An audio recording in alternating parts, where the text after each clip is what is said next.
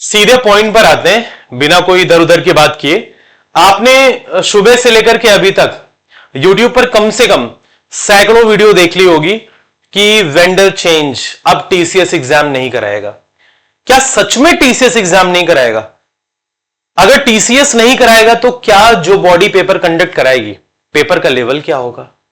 Tough होगा या आसान होगा? इस वीडियो को शुरू से लेकर के आखिरी तक देखना। बहुत ही ऑथेंटिक इंफॉर्मेशन मैं आपको देने जा रहा हूं। तो सबसे पहले तो वीडियो को लाइक कर दो, शेयर कर दो, क्योंकि ये इंफॉर्मेशन बहुत तगड़ी है।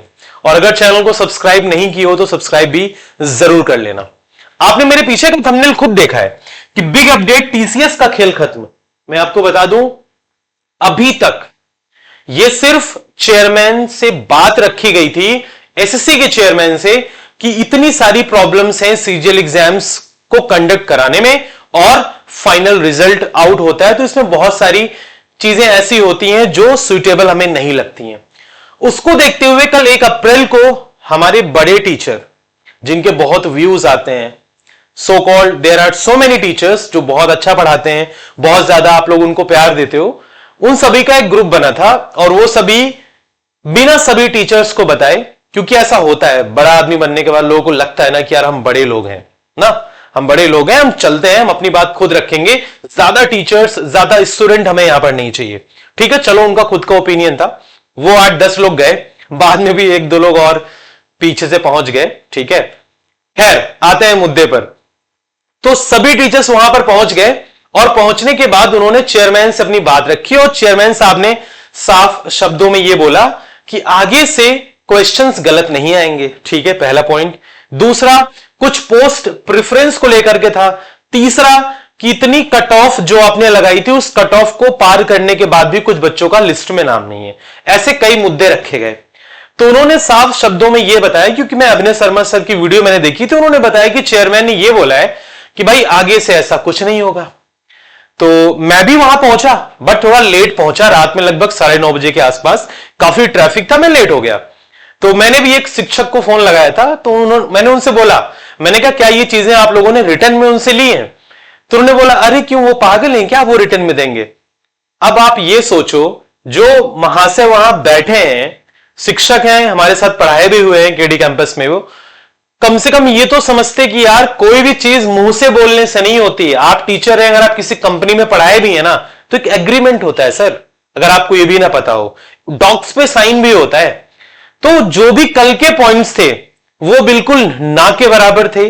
चेयरमैन ने जो भी आश्वासन दिया है कि भाई हम ये सारी चीजें सही कर देंगे, without any docs, without any return things, कुछ भी ऐसा नहीं है। आप एक चीज सोचो, इतनी बड़ी धांधली हुई है रिजल्ट में, प्रीलिम्स की कट ऑफ इतनी हाई गई है, उसके बाद फाइनल रिजल्ट की कट ऑफ इतनी हाई गई है, उस पर अभी तक कोई भी ट्रांसपेरेंसी नहीं आई है। क्या 8-10 टीचर के इकट्ठे हो जाने से क्या चेयरमैन की कही हुई बातों को हम मान लें? बिल्कुल नहीं मानेंगे। और मैं आपको बता दूं, फिर 2018 में, या 2018 छोड़िए, टीसीएस वेंडर तो उसमें आया ही था। लास्ट ईयर टीसीएस ने खुद बोला था, एसएससी ने खुद बोला था कि अब टीसीएस एग्जाम कंडक्ट नहीं कराएगी, बट करा कौन रही है? टीसीएस ही कंडक्ट करा रही है। आप सभी को बहुत अच्छे से यह बात पता होना चाहिए। और मैं आपको फिर बता दूं, बाकी के जो कॉम्पिटिटर्स हैं वेंडर के लिस्ट में, वो इतने दमदार नहीं हैं कि ऑल ओवर इंडिया टीसीएस के लेवल पर एग्जाम कंडक्ट करा पाए। हो सकता है टीसीएस इसी का नाजायज फायदा उठा रहा है। मैं आपको एक चीज और बताता हूं, जब भी कभी आप एसएससी की पूरी परफॉर्मा को पढ़ेंगे, उसमें एक चीज लिखा होता है कि बॉडी कोई भी हो, वेंडर कोई भी हो, पेपर बनाने का जो इंस्ट्रक्शन होता है वो एसएससी देती है, वो कमीशन देती है। टीसीएस की इतनी हिम्मत नहीं है कि वो मिस्टेक कर जाए। सर, आप सरकार के पार्ट हो, गवर्नमेंट के पार्ट हो, गवर्नमेंट के इंस्ट्रक्शन पर टीसीएस चलता है। अगर एसएससी टाइट हो जाए, टीसीएस की क्या मजाल कि एक भी क्वेश्चन वो गलत दे दे, क्या मजाल कि वो मैथ्स के अच्छे क्वेश्चन पेपर को फ्रेम ना कर पाए, क्या मजाल कि वो इंग्लिश के अच्छे क्वेश्चन पुट अप ना करे। कहीं ना कहीं सिस्टम के अंदर करप्शन है बहुत बड़े लेवल पर। मैंने एक वीडियो भी बनाई थी जहां पर मैंने ये दिखाया था कि कोई भी चेयरमैन इनका 2015-16 तक, आई थिंक, एक रघुपति सर करके थे, जब एसएससी में बहुत सारी वैकेंसीज आया करती थी, वो लीड किया करते थे। तो उस समय का चेयरमैन काफी लॉन्ग पीरियड के लिए था, आई थिंक 5 to 6 ईयर्स के लिए। उसके बाद आप लिस्ट ओपन करके देखिए चेयरमैन्स की, सर इनके चेयरमैन बदलते रहते हैं 3 मंथ्स बाद, 4 मंथ्स बाद, 6 मंथ्स बाद। आप सोचो कोई भी एमएलए, कोई भी एमपी, मेंबर ऑफ पार्लियामेंट या फिर मेंबर ऑफ लेजिस्लेटिव असेंबली, अगर उसको 5 महीने का विधायक और सांसद बना दिया जाए, उसका सीधा 90% लोग का मोटिव क्या होगा कि भाई जेब भरो निकलो, क्योंकि उसको नहीं पता ना कि अगले 5 महीने बाद क्या होने वाला है। सिंपल सी बात है। बट जो आदमी सिस्टम का पार्ट है, जो 5 साल विधायक है, 5 साल से एमपी है, फिर से जीत करके आ रहा है, वो कहीं ना कहीं एक ऐसे स्तर पर आकर के चीजों को सही करने की कोशिश करता है, क्योंकि उसको एक टाइम पीरियड मिल चुका होता है। तो एसएससी में सबसे बड़ा अगर करप्शन है तो सबसे पहले इनका चेयरमैन की जो भी अपॉइंटमेंट होती है, सर इनका एक टाइम पीरियड फिक्स करो और ये चीज फोकस कराओ कि यही चेयरमैन है, यही चेयरमैन है, यही चीजों को रिजॉल्व करेंगे। तो कल को ये जो 8-10 टीचर का ग्रुप बन रहा है ना, 8-10 टीचर का, जिसको ऐसा माना जाता है कि भैया बहुत बड़े, ठीक है, आपको लोग देखते हैं, आप काफी दिन से पढ़ा रहे हैं, ऑब्वियसली आपके पास फॉलोअर्स, आपके पास व्यूअर्स बहुत अच्छे होंगे, आप वहां पर गए, आपने अपनी बात को रखा। लेकिन आगे से सर एक चीज आप समझ लीजिए, अगर जो हम लोगों ने इंडिपेंडेंस पाई है सन 1947 में, वो गवर्नमेंट का तो पार्टिसिपेशन था उसमें, लेकिन सबसे बड़ा रोल आजाद भगत सिंह का था। अगर सर उन्होंने गलत तरीके से, उनका वो तरीका था, हम गलत नहीं कह सकते थे, अगर वो चीजों को अपने तरीके से ना किए होते तो शायद 1947 में हम इंडिपेंडेंस बहुत जल्दी ना पा गए होते और भी लेट होता।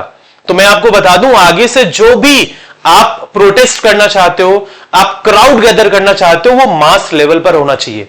कम से कम वहां पर जो भी हमारे टीचर भाई हैं, जो भी, चाहे जिनके 5000 सब्सक्राइबर भी हैं and they are very dedicated towards teaching, 5000 subscriber, 10,000 subscriber, 1 lakh subscriber, कोई भी टीचर हो XYZ, हम ये बिल्कुल कंसीडर नहीं करेंगे कि वो बड़ा है भाई, उसके बहुत व्यूज हैं, बहुत ये हैं, तो उन्हीं लोग की बात रखी जाएगी। ऐसा कुछ नहीं। आपसे अच्छे पॉइंट्स, हो सकता है जो टीचर बहुत कम समय से पढ़ा रहे हैं ऑनलाइन पर, प्लेटफॉर्म पर, आपसे अच्छे पॉइंट्स को वो प्रूफ करा दे चेयरमैन को, हो सकता है उसकी बातों को ट्रिगर कर जाए वो कोई चीज, ठीक है। तो आगे से जो भी प्रोटेस्ट हो, ठीक है मेरे भाई, ये मैं सिंपल तरीके से बोल रहा हूं, मास गैदरिंग होनी चाहिए। मास गैदरिंग मतलब एसएससी के ऐसे जो भी स्टूडेंट जो सफर कर रहे हैं इस समय, 2 नंबर, 4 नंबर, 5 नंबर, 10 नंबर से फाइनल मेरिट उनकी नहीं बन पा रही है, या फिर जो टीचर ये चाहते हैं कि सिस्टम में ट्रांसपेरेंसी हो, आप सभी लोग गेट टुगेदर होइए, नेक्स्ट डेट को अनाउंस करिए कि अगर इन 7 से 8 दिनों में, मैं वीडियो देख रहा था अभी सर की, आरबी रेवोल्यूशन वाले सर की, उन्होंने वीडियो डाली थी कि आज बेचारे वो गए थे, प्रशांत सर भी गए थे, वो दोनों साथ में बेचारे गए, उनको कोई भी रिटन फॉर्म में कोई आश्वासन दिया ही नहीं गया। तो किस बात पे आप ये डिसाइड कर सकते हो कि हां चेयरमैन जी ने बोल दिया है तो चीजें बिल्कुल ठीक हो जाएंगी? वो तो क्या करेंगे, एक नोटिस निकाल देंगे, उनके अकॉर्डिंग चीजें ठीक हो गई ना, सफर करेगा एसएससी का बच्चा, दैट्स इट। तो ट्रांसपेरेंसी इस बार अगर हम लाएंगे तो बड़े लेवल पर वहां पर मास गैदरिंग होनी चाहिए, बड़े लेवल पर वहां पर टीचर्स होने चाहिए, प्लस उनकी प्रॉपर सिक्योरिटी होनी चाहिए। इसमें आप प्लान कर लो, क्योंकि अभी तक का रोल अभिनव शर्मा सर हेड कर रहे हैं एसएससी स्कैम में, तो आप लीड करिए सर, थोड़ा चीजों को और भी ओपन माइंड तरीके से सोचिए। क्योंकि आज मैंने आपकी एक वीडियो देखी थी, उसमें आप 30 मिनट तक आपने बहुत अच्छी बात करी, बट आखिरी के 10 से 15 मिनट में आपका जो फ्रस्ट्रेशन निकला, मैं समझ सकता हूं, आप परेशान हैं, बट चीजों को सही करना चाह रहे हैं, लोग आपको, आपके साथ एसोसिएट नहीं हो पा रहे हैं, बट मैं आपको बिलीव दिलाना चाहता हूं कि आप एक ऐसा ग्रुप बनाएं जहां पर सभी टीचर्स उन चीजों को फॉलो करें जो आप बोलते हैं। ये नहीं कि आप वहां पहुंच गए 5 6 7 8 टीचरों के साथ, बाकी टीचर्स को बाद में पता चल रहा है भैया आओ आओ आओ, टीचर बाद में पहुंच रहा है, बच्चा बाद में पहुंच रहा है, वहां से मीटिंग स्थगित हो गई है, आप लोग चले गए हैं, बच्चा पहुंच रहा है, टीचर पहुंच रहा है, चीजें क्या हो रही है, मिसमैच हो रही है। एक डेट डिसाइड करिए, बड़े लेवल पर आते हैं। एसएससी चेयरमैन क्या सर, बात प्रधानमंत्री मोदी जी तक उस दिन पहुंचा दी जाएगी। अभी टीचिंग पावर, स्टूडेंट पावर इतनी कमजोर नहीं है कि हम सब गेट टुगेदर हो जाए और एसएससी कमीशन हमारी बात को ना सुने, ऐसा पॉसिबल ही नहीं है। तो वीडियो को मैं ज्यादा लेंदी नहीं करना चाहता हूं, अभी ऐसा कुछ भी नहीं है, एंडर वेंडर कुछ चेंज नहीं हुआ है। और मैं आपको एक चीज और बता दे रहा हूं, आगे डियर वेंडर चेंज हो या ना हो, सिलेबस मैथ का वही रहना है, रीजनिंग का वही रहना है, इंग्लिश का वही रहना है, जीएस का वही रहना है। जो पढ़ेगा मैदान में बाजी वही मारेगा। ये नौटंकियां एसएससी की आज से नहीं है, एसएससी की 2010 से चलती आई हैं। कुछ ना कुछ नौटंकियां एसएससी करता ही रहता है। तो आप सभी बच्चों से मेरा एक हम्बल रिक्वेस्ट है कि आप सभी लोग सिर्फ पढ़ते रहिए। अगर आप लोग सिर्फ पढ़ते रहेंगे तो भाई ये एसएससी है, कोई आईआईटी का एग्जाम नहीं है, IIT Indian institute of technology का एग्जाम नहीं है, या कोई बहुत बड़ा एग्जाम नहीं है कि जिसको आप क्रैक करना चाहते हो क्रैक ना कर पाए। आप बस अपने ऊपर लगातार कंसिस्टेंसी के साथ पढ़ाई करते रहे, बाकी का काम हम लोग देख लेंगे। एक बार आगे जो आवाज उठाई जाएगी वो बड़े लेवल पर उठाई जाएगी, ये मेरा प्रॉमिस है आप लोगों से। चलिए, थैंक यू सो मच। अगर वीडियो पसंद आए तो अपना ओपिनियन भी कमेंट बॉक्स में दे सकते हैं, हम लोग आपके लिए जान लगा देंगे। Bye bye, take care, thank you so much and Jai Hind.